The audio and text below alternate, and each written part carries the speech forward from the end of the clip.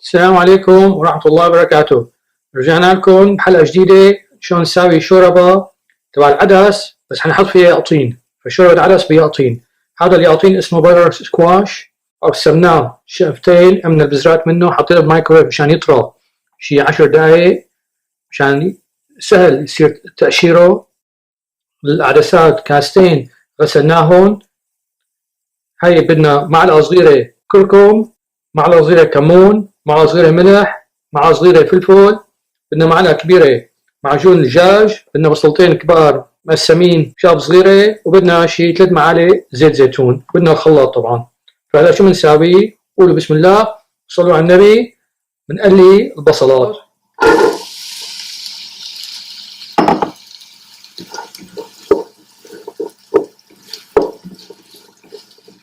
شي 5 دقايق لحتى يطفوا منيح، بعدين نحط العدسات والميات.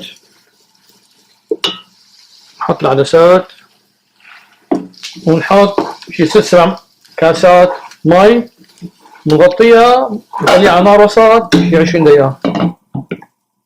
بالوقت هاد شايفين شلون صار تقسيمه لليقطينة لأنه حطيتها بالمايكرويف.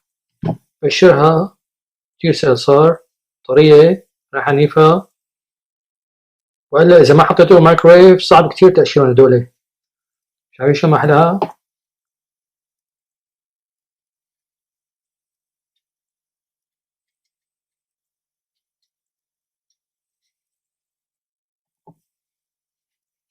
قسمها شقف صغيرة. شايفين راح تنيفها العدسات.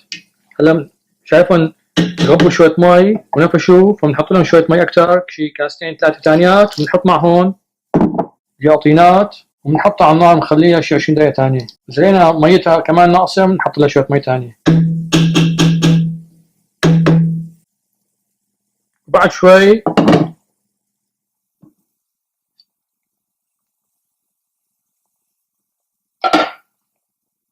نحط الكركم والكمون وملح وفلفل،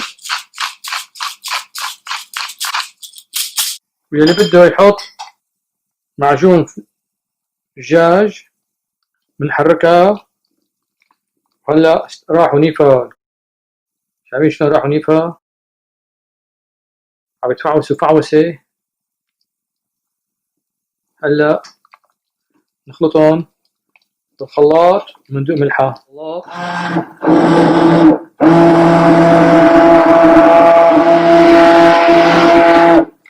بنخليها شي دقيقتين على النار وبعدين نطفي تحتها. بكون ليمونة جاهزة عشان نعصر عليها وبدنا نقدمها. هاي الشوربة سكبناها، حطيناها بصحن تقديم أحلى، وحطينا لها عصرة ليمونة، وهي بصل صغير اسمه تشايفز بالإنجليزي كمان قطعناه شقف صغيرة وزينا فيها شوربة. شي بياخذ العقل. إن شاء الله جربوا ببيتكم يعجبكم. تدعونا ولا تنسونا من الشير واللايك والسبسكرايب. دعاء اللي عنده سؤال يبعث لي على اليوتيوب. السلام عليكم ورحمة الله وبركاته.